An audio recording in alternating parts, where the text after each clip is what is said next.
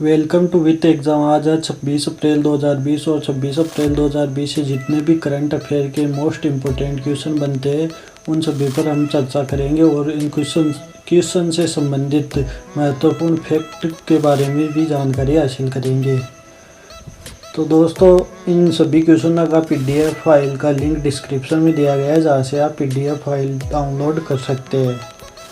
तो आज का पहला क्वेश्चन है, विश्व मलेरिया दिवस कब मनाया जाता है? तो हर साल 25 अप्रैल को विश्व स्तर पर विश्व मलेरिया दिवस मनाया जाता है। यह दिन दुनिया भर में मलेरिया के खिलाफ लड़ने के लिए लोगों में जागरूकता फैलाने के लिए बनाया जाता है। दोस्तों, विश्व मलेरिया दिवस 2020 का विषय क्या था? तो विश्व मलेरिया दिवस 2020 का विषय था zero malaria start with me.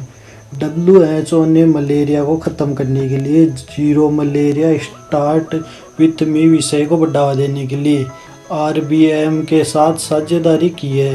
यह राजनीतिक एजेंडे में मलेरिया को सबसे ऊपर रखने के उद्देश्य से ज़मीनी स्तर पर चलाया जाने वाला अभियान है।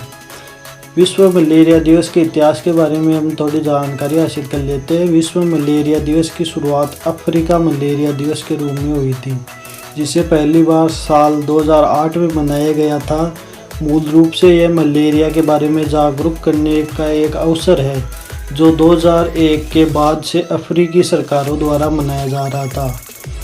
विश्व स्वास्थ्य सभा के 17वें सत्र 2007 में विश्व स्वास्थ्य संगठन WHO द्वारा प्रायोजित एक बैठक में प्रस्तावित किया गया कि दुनिया भर के देशों में मलेरिया के अस्तित्व की पहचान कराने और लोगों में जागरूकता लाने के लिए अफ्रीका मलेरिया दिवस को विश्व मलेरिया दिवस में बदल दिया जाए, ताकि मलेरिया जैसे रोगों से विश्व स्तर पर लड़ने का प्रयास किया जा सके। दोस्तों, मलेरिया से जुड़े कुछ तथ्यों पर हम नज़र डालते हैं। मलेरिया है प्लाज्मोडियम परजीवी के कारण होता है और परजीवी को संक्रमित मादा एनफिलीजा मच्छर के काटने के माध्यम से मनुष्य में हो सकता है, जिसे मलेरिया वेक्टर भी कहते हैं। दोस्तों, WHO की बार बार जिक्र हुआ है, तो WHO का मुख्यालय है जिनेवा, स्विट्जरलैंड और WHO के महानिदेशक है टेड्रोस एडहानोम। नेक्स्ट क्वेश्चन है, निम्न में से किस देश ने अपने पहले सैन्य उपग्रह नूर को सफलतापूर्वक ऑर्बिट में पहुंचाया है? तो हाल ही में ईरान ने अपने पहले सैन्य उपग्रह नूर को सफलतापूर्वक ऑर्बिट में पहुंचाया है। नूर उपग्रह अपनी कक्षा में पहुंच चुका और पृथ्वी की सतह से लगभग 425 किलोमीटर ऊपर परिक्रमा कर रहा है। इस उपग्रह को ईरान के सशस्त्र बलों की शाखा Islamic revolutionary guard corps IRGC द्वारा लॉन्च किया है। नूर उपग्रह को 3 चरण के ठोस और तरल ईंधन के संयोजन द्वारा संचालित रॉकेट द्वारा लॉन्च किया गया। दोस्तों, ईरान का जिक्र है, तो ईरान की राजधानी है तेहरान, ईरान की मुद्रा है रियाल और ईरान के राष्ट्रपति है हसन रूहानी। नेक्स्ट क्वेश्चन है, निम्न में से किसने फाइलों के संचालन के लिए ई-कार्यालय ऐप लॉन्च किया है? तो हाल ही में CISF ने फाइलों के संचालन के लिए ई-कार्यालय ऐप लॉन्च किया है। CISF की फुल फॉर्म है सेंट्रल इंडस्ट्रियल सिक्योरिटी फोर्स, यानी केंद्रीय औद्योगिक सुरक्षा बल। तो इस CISF ने इस एप्लीकेशन को क्यों लॉन्च किया है? तो ये एप्लीकेशन बिना छुए CISF की फाइलों और दस्तावेजों की आवाजाही को सक्षम बनाने में मदद करेगी। यह कदम कई व्यक्तियों द्वारा लगातार फाइल को छूने के कारण कोरोना वायरस संक्रमण होने के खतरे को देखते हुए उठाया गया है। इस एप्लीकेशन को डेटा को सुरक्षित रखने के लिए सभी सुरक्षा व्यवस्थाओं के साथ CISF क्लाउड पर शुरू किया गया है। CISF का जिक्र है, तो CISF के वर्तमान महानिदेशक है राजेश रंजन और CISF की स्थापना हुई थी 1969 में। नेक्स्ट क्वेश्चन पर चलते हैं। नेक्स्ट क्वेश्चन है, अंतर्राष्ट्रीय प्रतिनिधि दिवस कब मनाया जाता है? तो हर साल 25 अप्रैल को विश्व स्तर पर अंतर्राष्ट्रीय प्रतिनिधि दिवस बनाया जाता है। अब ये 25 अप्रैल को क्यों बनाया जाता है? तो दोस्तों, यह दिवस संयुक्त राष्ट्र में सदस्य राष्ट्र के प्रतिनिधियों की भूमिका के बारे में जागरूकता बढ़ाने और सैन फ्रांसिस्को में हुए सम्मेलन के पहले दिन की वर्षगांठ को चिन्हित करने के लिए बनाया जाता है, जिसे अंतर्राष्ट्रीय संगठन पर संयुक्त राष्ट्र के सम्मेलन के रूप में भी जाना जाता है। इस वर्ष सैन फ्रांसिस्को सम्मेलन की 75वीं वर्षगांठ थी। अंतर्राष्ट्रीय प्रतिनिधि दिवस के इतिहास पर नजर डालते हैं। सैन फ्रांसिस्को में 25 अप्रैल 1945 को पहली बार 50 देशों के प्रतिनिधि इकट्ठा हुए थे। यह सम्मेलन द्वितीय विश्व युद्ध की तबाही के बाद आयोजित किया गया था, जिसका उद्देश्य प्रतिनिधियों द्वारा एक संगठन स्थापित करना था जो विश्व में शांति बहाल करे और युद्ध के बाद के विश्व व्यवस्था पर नियम निर्धारित करे। संयुक्त राष्ट्र महासभा UNGA ने 2 अप्रैल 2019 को दुनिया भर में 25 अप्रैल को अंतर्राष्ट्रीय प्रतिनिधि दिवस के रूप में मनाए जाने के लिए घोषणा की थी। संयुक्त राष्ट्र की चर्चा हुई है तो संयुक्त राष्ट्र के वर्तमान महासचिव है एंटोनियो गुटेरेस। ये संयुक्त राष्ट्र एक अंतर्राष्ट्रीय सहयोग को बढ़ावा देने के लिए 24 अक्टूबर 1945 को अंतर्राष्ट्रीय देशों के बीच स्थापित किया गया एक संगठन है। नेक्स्ट क्वेश्चन पर आते हैं। हाल ही में किस राज्य सरकार ने खोंगजोम दिवस मनाया है? तो मणिपुर सरकार द्वारा थोम्बल जिले में स्थित खोंगजोम वार मेमोरियल कॉम्प्लेक्स में खोंगजोम दिवस मनाया गया।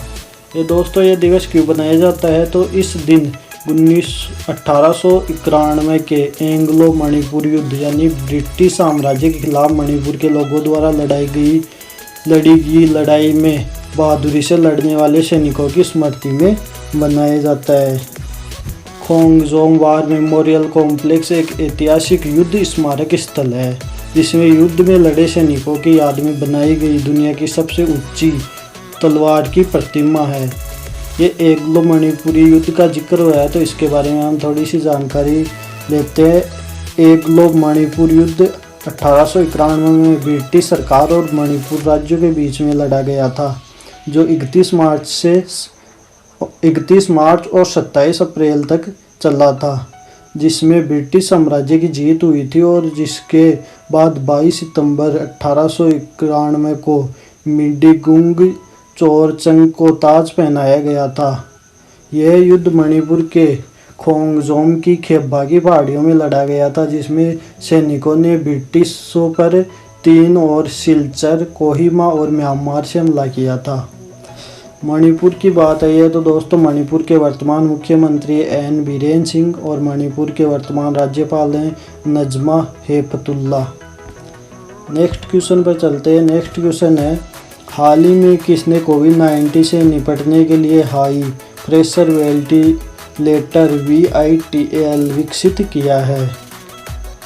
तो दोस्तों national aeronautics and space administration NASA ने कोविड-19 मरीजों का इलाज के लिए VITAL यानी ventilator intervention technology accessible local नामक एक उच्च दबाव वाला वेंटिलेटर विकसित किया है, यानी इस पर्सन का सी ऑप्शन सही है। VITAL वेंटिलेटर कम लक्षणों वाले मरीजों का इलाज करने के लिए डिज़ाइन किया गया है। इस उपकरण ने न्यूयॉर्क के इकन स्कूल ऑफ मेडिसिन के सभी कठिन टेस्ट पास किए हैं, जो अमेरिका में कोविड-19 का एक मुख्य केंद्र है। नासा अब इस वेंटिलेटर को आपातकालीन स्थिति में इस्तेमाल करने के प्राधिकरण FDA यानी खाद्य और औषधि प्रशासन से अनुमति मिलने की प्रतीक्षा कर रहा है। नासा का जिक्र हुआ है तो नासा का प्रशासक जिम ब्रीडस्टाइन और नासा का मुख्यालय संयुक्त राज्य अमेरिका के वाशिंगटन DC में। नेक्स्ट क्वेश्चन है, सिंगापुर के कैलेडियम इन्वेस्टमेंट ने किस बैंक में अपनी हिस्सेदारी को बढ़ाकर 4.49% किया है? तो हाल ही में सिंगापुर के कैलेडियम इन्वेस्टमेंट ने बंधन बैंक में अपनी हिस्सेदारी को 1% बढ़ाकर 3.39% से 4.49% कर लिया है। इसके साथ अब कैलेडियम इन्वेस्टमेंट PTI लिमिटेड के पास अब बंधन बैंक के 7.2 करोड़ शेयर हो गए हैं। कैलेडियम इन्वेस्टमेंट ने अपनी हिस्सेदारी जनवरी मार्च की अवधि के दौरान सेकेंडरी बाजार प्रचलन के माध्यम से बढ़ाई है। इस कदम से बैंक के माइक्रो लीडिंग बिजनेस मॉडल में विश्वास दिखा दिया है, जिसके कारण दिसंबर 2019 तिमाही में पिछले साल से बढ़कर 731 करोड़ रुपए का शुद्ध लाभ कमाया है, जो दिसंबर 2019 और 2018 की तिमाही में 331 करोड़ रुपए था। बंधन बैंक की बात आई है तो दोस्तों, बंधन बैंक का मुख्यालय कोलकाता, पश्चिमी बंगाल। बंधन बैंक के एमडी और सीईओ है चंद्रशेखर घोष और बंधन बैंक की टैगलाइन है आपा भला सबकी भलाई। नेक्स्ट क्वेश्चन है, हाल ही में कौन सा राज्य वर्चुअल कोर्ट के जरिए अदालतों में सुनवाई करने वाला पहला राज्य बना है? तो हाल ही में उत्तर प्रदेश आभासी अदालतों में सॉफ्टवेयर के जरिए मुकदमों की सुनवाई शुरू करने वाला देश का पहला राज्य बन गया है, जिसके साथ ही अब इलाहाबाद हाई कोर्ट और इसकी अन्य अदालतों में वीडियो कॉन्फ्रेंसिंग से मुकदमों की सुनवाई की जा सकेगी। इन आभासी अदालतों में बिना किसी इंटरनेट कनेक्शन के वीडियो कॉन्फ्रेंसिंग के माध्यम से कई अदालती कार्यवाही की जा सकेंगी। यह सुविधा पूरी तरह से सुरक्षित है, इसमें कनेक्टिविटी समस्या नहीं आती है और अदालत की कार्यवाही चलाने के लिए उपलब्ध संसाधनों से ही ये सुविधा तैयार की गई है, जिससे कोई अतिरिक्त खर्चा नहीं किया गया है। उत्तर प्रदेश का जिक्र है तो उत्तर प्रदेश की राजधानी है लखनऊ और उत्तर प्रदेश के वर्तमान मुख्यमंत्री है योगी आदित्यनाथ और उत्तर प्रदेश के वर्तमान राज्यपाल है आनंदीबेन पटेल। नेक्स्ट क्वेश्चन है, हाल ही में ग्रेम वाटसन का निधन हुआ है, वे कौन थे? तो हाल ही में ऑस्ट्रेलिया के पूर्व क्रिकेटर ग्रेम वाटसन का निधन हुआ है। वह मध्य क्रम के बल्लेबाज और मीडियम पेसर थे। उन्होंने 1966-67 से 1972 तक 5 टेस्ट और 1972 में 2 एकदिवसीय मैच खेले थे। इस ऑलराउंडर को दक्षिणी अफ्रीका के 1966-67 दौरे पर रिप्लेसमेंट के रूप में जगह मिली थी। नेक्स्ट क्वेश्चन है, हाल ही में किसने केंद्रीय सतर्कता आयुक्त का पदभार संभाला है? तो हाल ही में संजय कोठारी ने केंद्रीय सतर्कता आयुक्त के रूप में शपथ ली है। उन्हें प्रधानमंत्री नरेंद्र मोदी की अध्यक्षता वाली उच्च स्तरीय समिति द्वारा नए केंद्रीय सतर्कता आयुक्त के रूप में चुना गया है। इससे पहले वह राष्ट्रपति के सचिव के रूप में कार्यरत थे। दोस्तों, केंद्रीय सतर्कता आयोग का जिक्र हुआ है तो ये क्या है?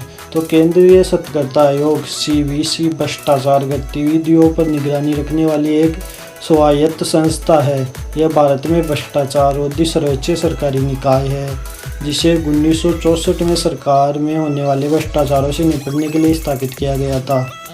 संसद द्वारा 2003 में सीवीसी पर वैधानिक दर्जा देने वाला कानून बनाया गया था, जिसमें इस स्वायत्त निकाय का दर्जा मिला, जो किसी भी कार्यकारी प्राधिकारी के नियंत्रण से मुक्त है तथा केंद्रीय सरकार के अंतर्गत सभी सतर्कता गतिविधियों की निगरानी करता है एवं केंद्रीय सरकारी संगठनों में विभिन्न प्राधिकरणों को उनके सतर्कता कार्यों की योजनाएं बनाने, निष्पादन करने, समीक्षा करने तथा सुधार करने की सलाह देता है। केंद्रीय सतर्कता आयोग का गठन फरवरी 1964 में हुआ था और केंद्रीय सतर्कता आयोग का मुख्यालय नई दिल्ली है। तो दोस्तों, आज के सभी इम्पोर्टेंट क्वेश्चनों पर हमने चर्चा की। आपको वीडियो कैसा लगा कमेंट में ज़रूर बताइए और अगर हमारा वीडियो ज़रा सा भी हेल्पफुल लगा हो तो वीडियो को लाइक कीजिए, शेयर कीजिए और चैनल पर नए हो तो सब्सक्राइब कीजिए। और इन सभी वीडियो में शामिल क्वेश्चनों का PDF लिंक डिस्क्रिप्शन में दिया गया है, जहां से आप PDF डाउनलोड कर सकते हैं। आप हमें फेसबुक पर भी फॉलो कर सकते हैं। फेसबुक पर हमारा पेज विथ